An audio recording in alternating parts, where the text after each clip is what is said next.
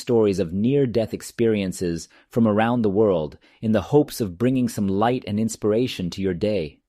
Our daily videos offer a glimpse into what lies beyond this life, and we believe that they can help us all appreciate the gift of life a little bit more.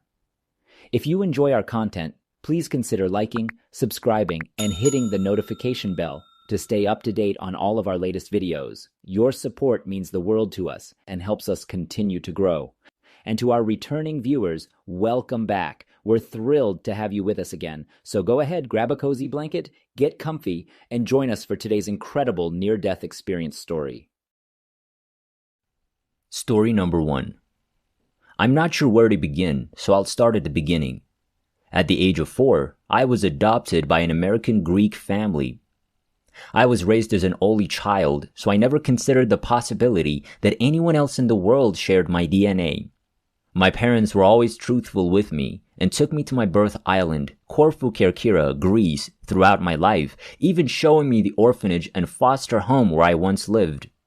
Jump ahead to the hospital, where I was baffled as to why, for the 42nd time in my life, I was fighting what had always been diagnosed as walking pneumonia. Only this time, I was worse than before, so I dialed 911 and was rushed to the hospital's CICU ward. My heart stopped not long after I arrived.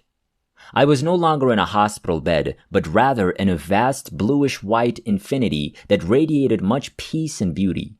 The vastness consumed me, but expanded all around me.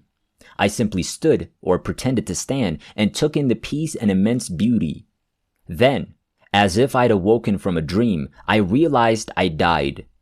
I was overcome with sadness as I considered everyone I'd just left behind and wondered who would look after them. At the same time, I felt the presence of another person. On my right side stood a man, for lack of a better word. I could hear him, but I have no recollection of him or of me ever speaking. It was almost as if I could hear what he was thinking, and he could hear what I was thinking. "Do not worry," he said when he heard my concern. "Everything is fine." With those words, I felt the weight of the world, the entire world, simply roll away as unbelievable peace and complete acceptance engulfed my very essence. When I turned to my right to face him, he said, "Do not look me in the face." I followed his instructions. "Look beyond," he added.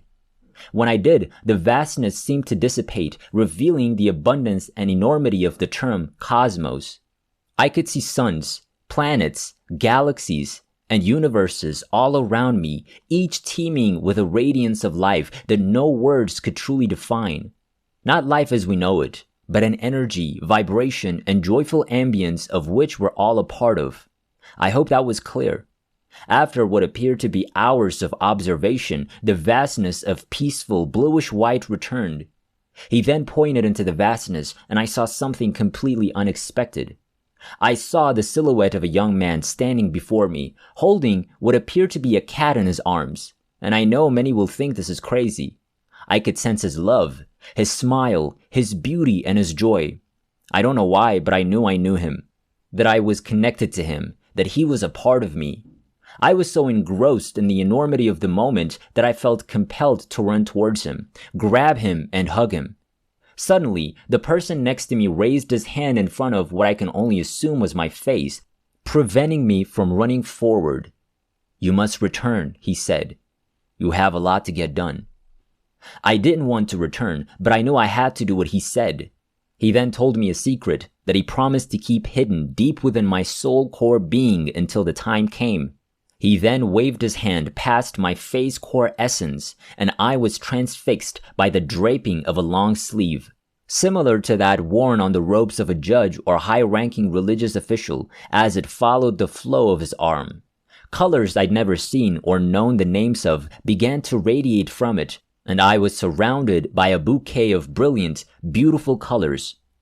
I was standing in the hospital room the next thing I knew, watching people work on someone in the hospital bed.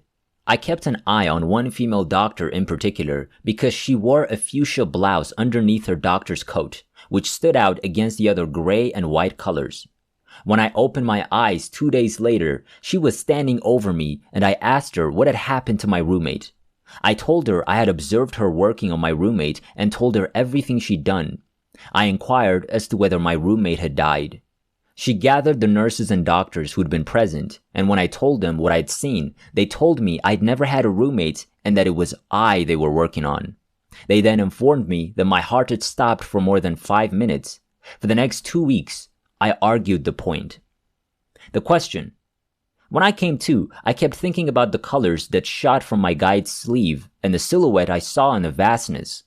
I'm not sure what compelled me, but I took my adoption papers from the security box, opened a Facebook account, found everyone on the island of Corfu with my biological mother's last name, and sent each a friend request. As soon as they agreed, I told them who I was and why I was looking for this woman. People immediately responded that they knew or had heard of me because I was born in a small village to a woman out of wedlock, which was a scandal among the villagers. One who lives in Athens read my request, and he tracked down my biological mother through people he knows, calling her and telling her, "Someone is looking for you on Facebook." I received a friend request a few days later from someone who used a code name. I accepted because I was on the hunt at the time. He then texted me a phone number and told me to call it. I called a cousin in Greece and asked him to call the number because I wasn't sure if it was a scam or not. My cousin returns my call and tells me the most shocking story this little only child has ever heard. "I just hung up the phone from speaking with your brother, and I know he's your brother because I know him," he explained. "I grew up with him and am familiar with this entire family. They sent us photos of themselves after we made contact." My sister.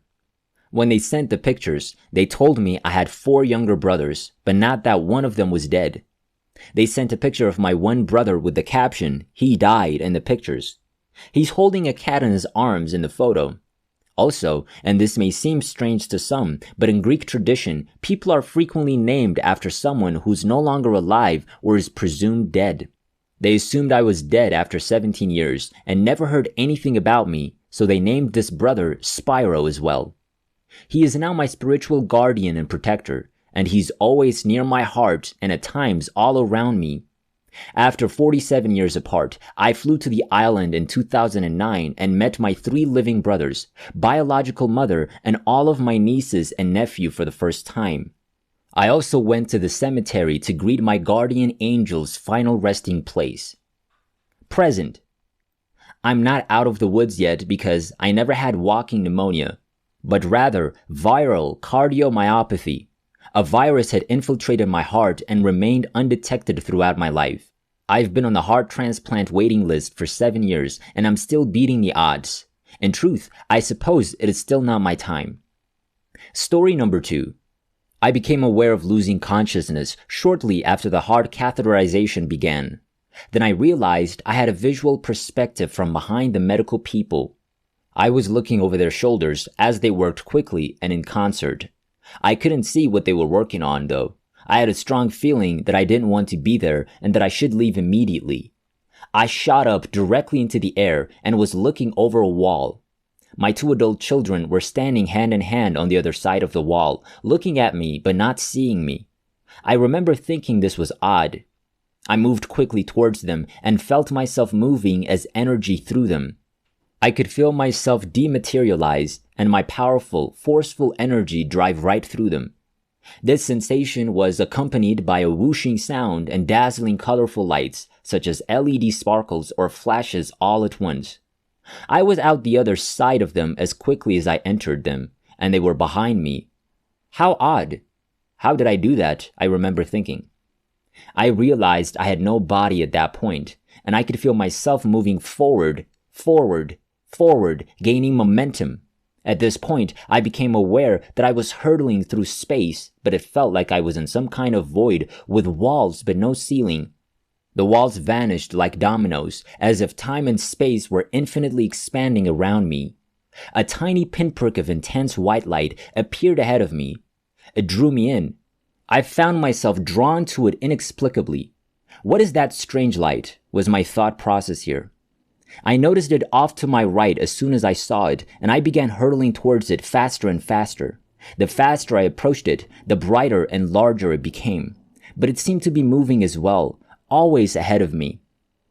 I was aware of everything. My lack of body, The speed with which I moved through space, the expansion of space and time, the increasing intensity of light, and the sound of air moving like when you feel someone whispering in your ear.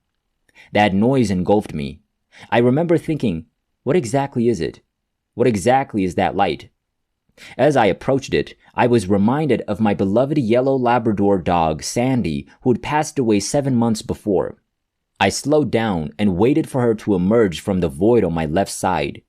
She changed as she emerged, from her young self to her old self. She was surrounded by energy, as if it were a force field, a loving, compassionate, swirling energy that emerged from behind her to envelop her and me.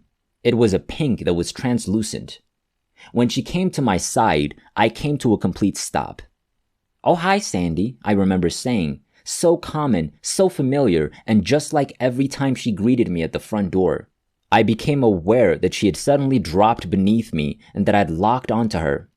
I was directly above her, looking down, and I could smell her and feel her fur on her back. How strange, I can feel her fur but have no hands. I don't see my hands touching her, I recall thinking. As quickly as it happened, she was directing me back, in the direction I'd come from. Going back seemed to be faster. My son and daughter were there again, and I went through them with her. I went up over the wall with no ceiling when I emerged on the other side of them and could feel myself re-entering the room and my body. I had a vision of every living being in this planet, people I knew, friends, family, people I don't know, every living human being on this planet, all scattered and looking in different directions, and all of them had silver cords connecting them front and back, upper sternum and between the shoulder blades. These cords connected everyone to everyone else. Some cords were taut, others slack, some were waving, others vibrating, some were short, others long, and drifting like webs in the breeze. No one seemed to be aware of them or that they were linked. I came to a halt and landed in my body. The following experiences were disjointed and coarse. What I had just experienced had lost its ethereal quality. I recall the voices of staff. It seemed like they were shouting, telling me not to pull out my ventilator. "Lisa, don't pull that. Don't touch your tubing." I could feel the ventilator down my throat, my lips around it, and my arm being restrained.